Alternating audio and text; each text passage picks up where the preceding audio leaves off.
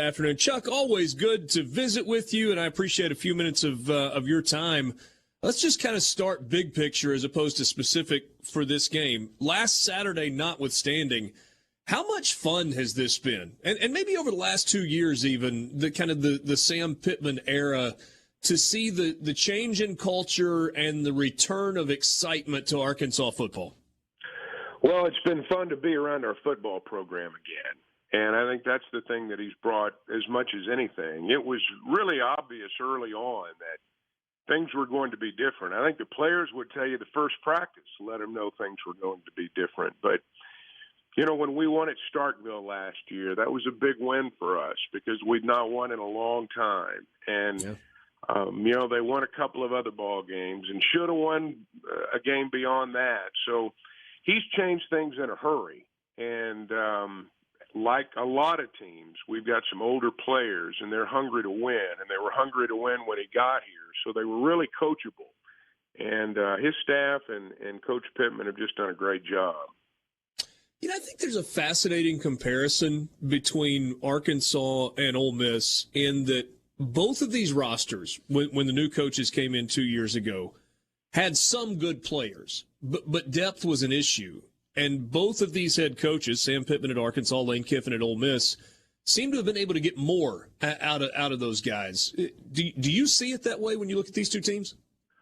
Well, I think it's real similar, yes. And I think that happens sometimes with teams. We saw it happen at Arkansas over 20 years ago when Danny Ford was let go and Houston Nutt came in. And other programs have seen it happen too, particularly when you've got veteran guys, when you've got older guys who have not won.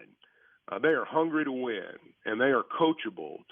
You know, the challenge for some of these new coaches is beyond that first year or two, how do you recruit and, you know, how do you stockpile for the years thereafter when, you know, it's going to be your players and you get them from start to finish. But I'm not surprised that Coach Kiffin's done that at Ole Miss, and I'm not really surprised that Coach Pittman's done it at Arkansas because when you've got good players and they've not had success, they're hungry and they'll do anything you ask. And I think we've seen that with both programs, quite honestly.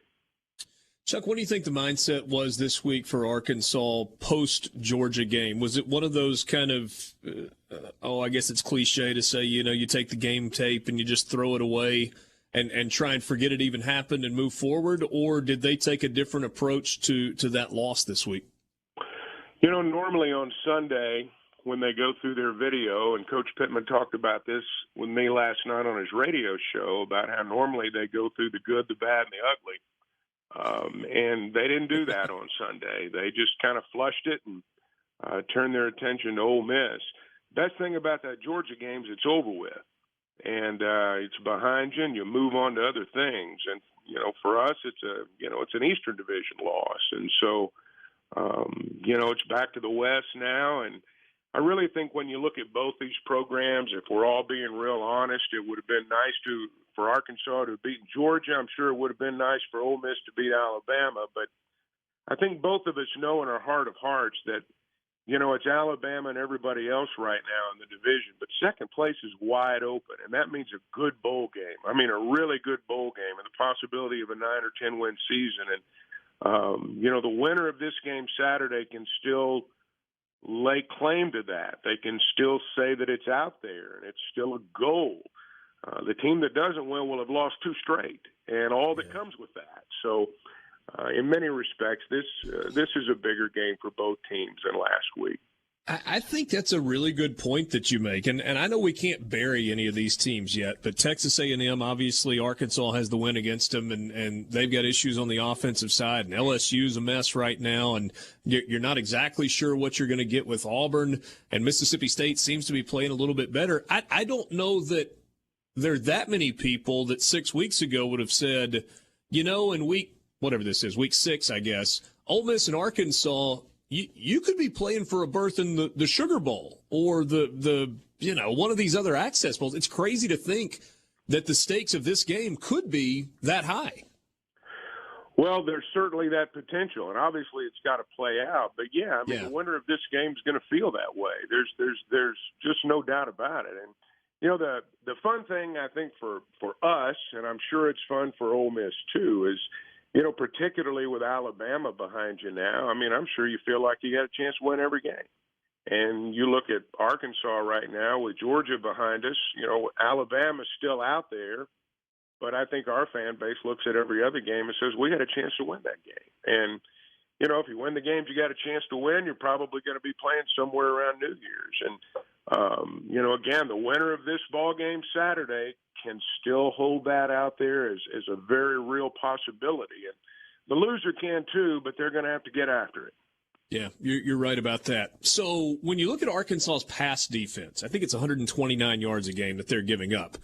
Matt Corral's is throwing for a little over 300 yards a game. Total offense number is bigger than that. A year ago, Barry Odom's defense had such a good plan, and in a lot of ways kind of put the blueprint out there for how to defend Ole Miss and Matt Corral. What is version 2.0 of that plan, or at least what would you guess it is going into this year? Boy, it's hard to say, but I'll bet there's going to be a lot of defensive backs out there. I feel pretty sure about that. Seems like a safe bet, doesn't it? Yeah. With Matt Corral, I mean, he's like any great quarterback. If you don't put pressure on him, he's going to pick you apart. And last year Arkansas gave him a lot of looks that I don't know if he'd seen before, and I'm sure that he's had a year to watch all of it and probably seen some similar things since then. So they'll probably have a wrinkle or two that's different. I think the biggest thing, though, for Arkansas is can you put some pressure on him? Arkansas has been playing primarily with 3 down linemen. If they do that again, can you put pressure on him with 3? Can you bring some guys every once in a while and hit him and maybe get him off his spot? I really think that's a real key this year because. Again, he's had a year to study, and others have shown him similar things, I'm sure. And I'm sure Barry Odom's not going to show him exactly the same thing he did a year ago, but he hadn't called me up and told me, and maybe he will between now and Saturday, but he hasn't yet.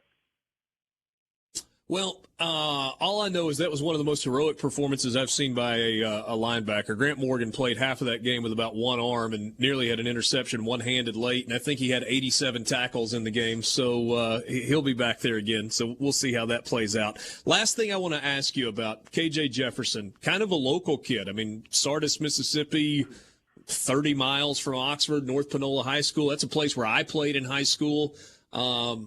He's such a talent. He's a unique talent. In your mind, is it the running game and then the passing game? Is he a better passer than maybe people are giving credit for? Is it just big plays in the passing game, but accuracy's got to get better? What do you look at KJ Jefferson and see? First off, he's a great competitor. He is a really competitive kid, and that's what shines through more than anything. I know this is a big game for him. He didn't play against Ole Miss last year, and he's going into his own backyard. They've kind of downplayed it as a team because they know that within him, I mean, he doesn't have to say it's a big game. Everybody already knows. He's got a really nice touch on the deep ball. I'm going to tell you, he really throws a nice deep ball. He's probably got to get better on some of the short intermediate throws. Sometimes, the touch is not quite what you want it to be. But his ability as a runner is what forces defenses to line up in a different way. And because they have to account for him as a runner. And you watch teams, the way they play the box as a result of that. And there are moments, there are going to be times when, you're in press man as a result of all that. And, he's shown he can make throws, and at least Burks has shown he can get off press coverage. So KJ's really good in that area. But he's a really good runner. I think that, like a lot of quarterbacks, I heard Tim Tebow talk about this one time. He always said that a good run made him a better passer. And I think KJ's kind of like that. He needs to run and get into the flow of the game. When he can do that, he's very capable throwing. They've not used him a lot as a passer because, with the exception of the Georgia game, they've not been behind, and they've been in control, so to speak. So I'm sure there are going to be a lot of moments where he's got to throw the ball and he's got to do it in ways that go beyond just the deep route. And jury's still out on that, but he really is a competitive kid, and I think that's what makes him fun to watch. Should be a fun one on Saturday, an 11 a.m. kickoff in Oxford at Vaught Hemingway Stadium. Chuck, look forward to seeing you this weekend. Thanks so much for your time. Always.